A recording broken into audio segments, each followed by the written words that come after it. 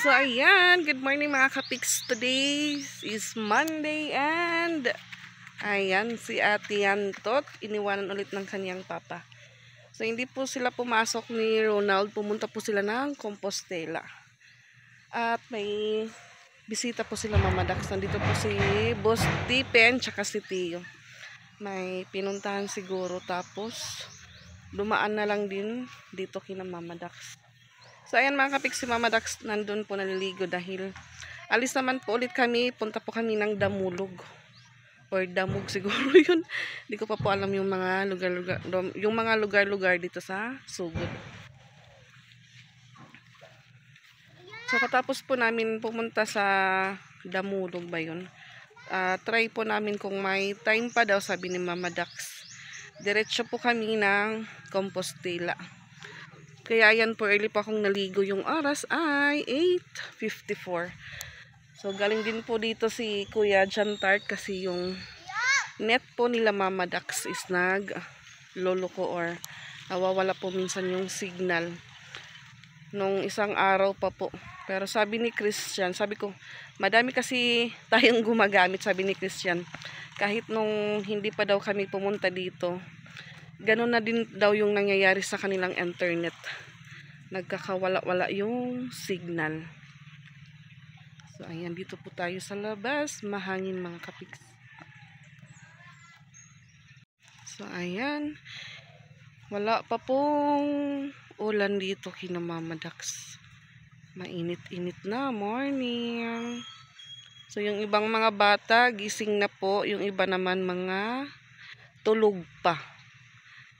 So ayan, ang daming niyog.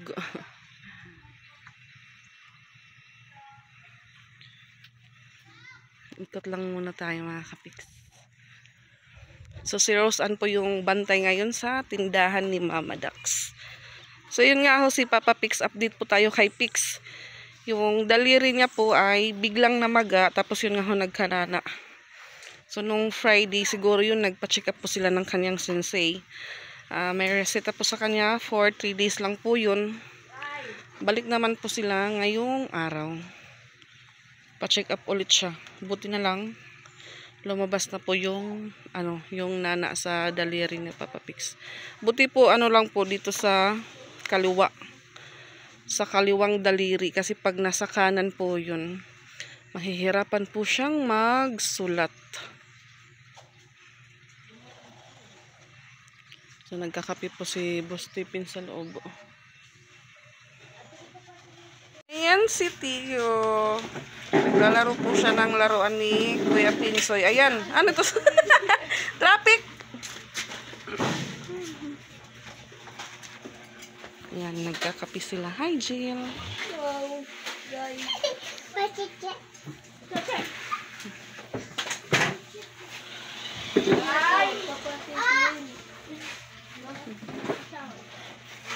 Ayan, naalis na po kami ni Mama Dax.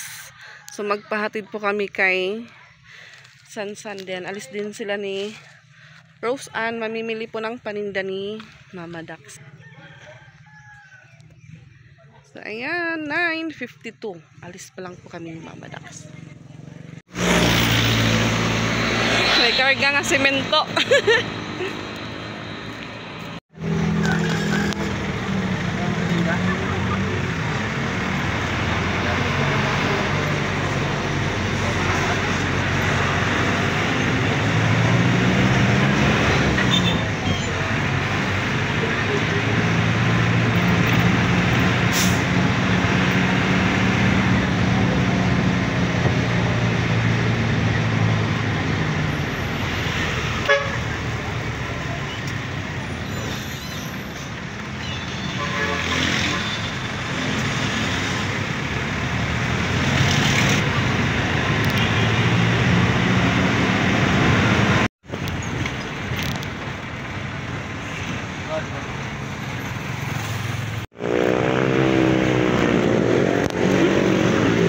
Compostela with Mama Dax.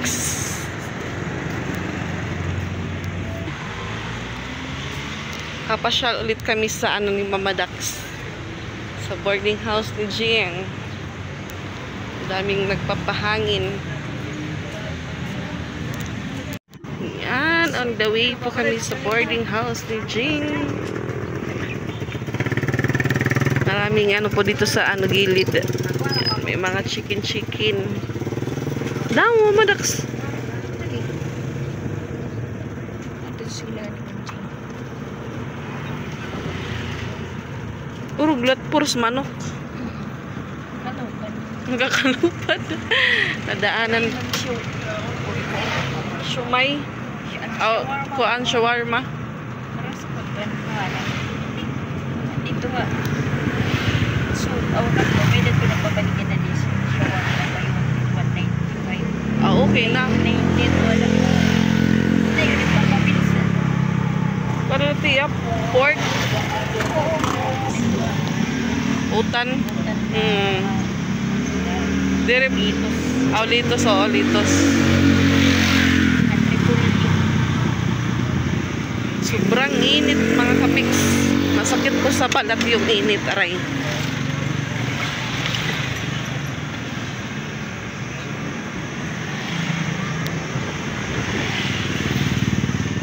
Kagala ulit kami ni Mama Dax.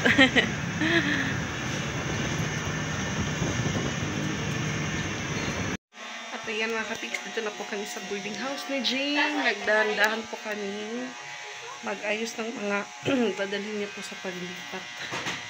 Ayan. Nailabas na po yung ibang gamit ni Jing. Yan na lang po. At saka yung salamin niya. Washing. Ayan. Isang multi-cab yung mga gamit ni Jing. Hindi pa po yan lahat ng kapiks. Nandun pa po yung higaan niya. Ayan. Punong-puno ang multi-cab.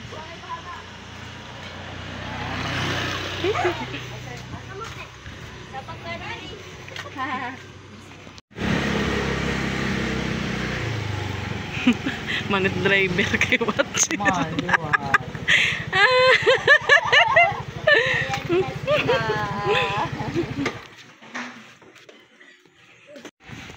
Agipi! Natatapos na din. Dito tayo sa likod daan mga kapiks. Mainit. Habol na lang kami ng Jing habol. Ayan si Christian.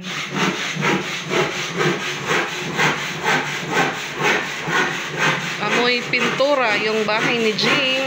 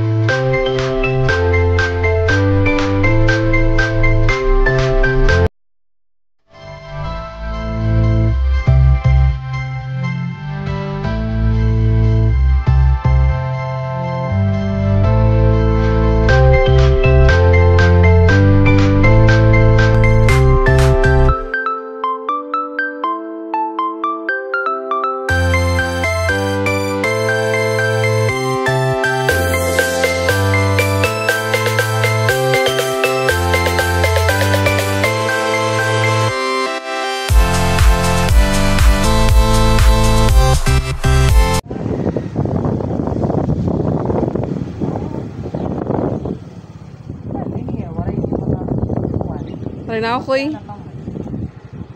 Papakyan na kang mga hagard. Madiharagin papa-assume.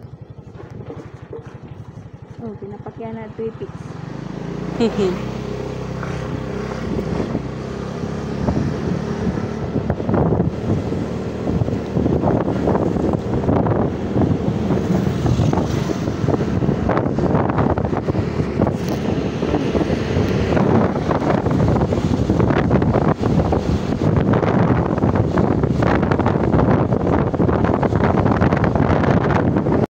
Ayan mga kapiks, nandito na ulit kami sa Compostela Municipio dahil pauwi kami ni Mama Dax na nagbili po muna kami ng B-Lemon. Nauhaw kami ni Mama Dax. Si Jing, bili yun bili siya ng pang-stock ng mga trabahante. Yan, ang daming tao.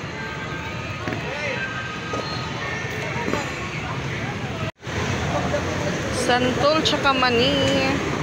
Simpang yan. Subok ka.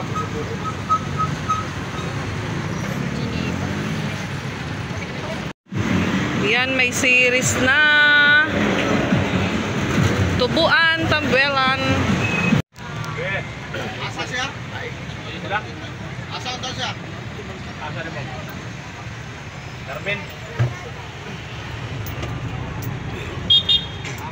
Ako dugo, dura. Kita sa lima kali, darben mo sila. Ano guys? Adi, okay. Hindi ka takpan na nila guys, dito kapon dinar. Asa mo siya guys? Ayan mga kapiks, nandito na po kami sa Patagbaw. Bababa lang po namin ni Mama Dax sa series. So maghihintay po kami kung sino yung susundo sa amin, pero siguro si Mama Dax may kinuntak na po doon sa bahay kung sino yung susundo sa amin. Ayan. So isang sakay lang po kasi yun nga, yung series po yung nasakyahan namin. Kasi before, nung umalis po kami nila Ate Walin, 2 rides po kami noon. Padanaw, tapos yun na, Padanaw to Sugod.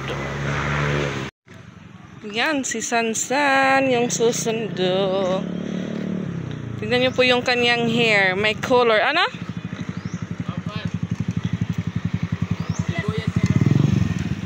Ganda po ng buhok ni Kuya Sansan.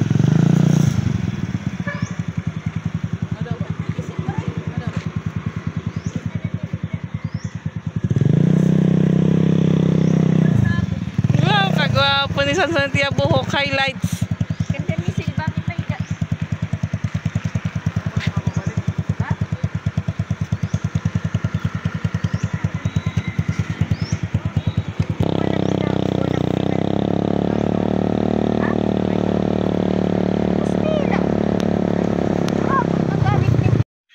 Yan mga kapiks.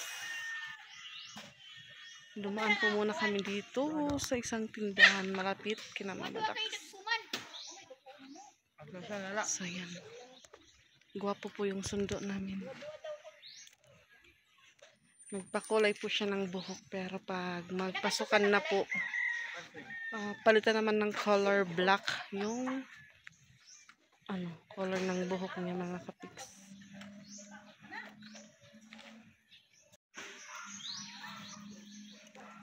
Yan.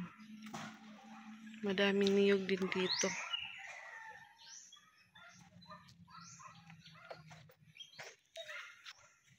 So papunta doon. Yan, maraming kalamansi. Ito lang po yung bunga mga kapiks.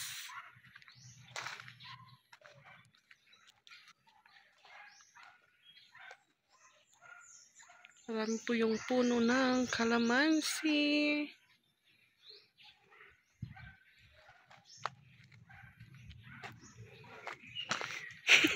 Taktuhod.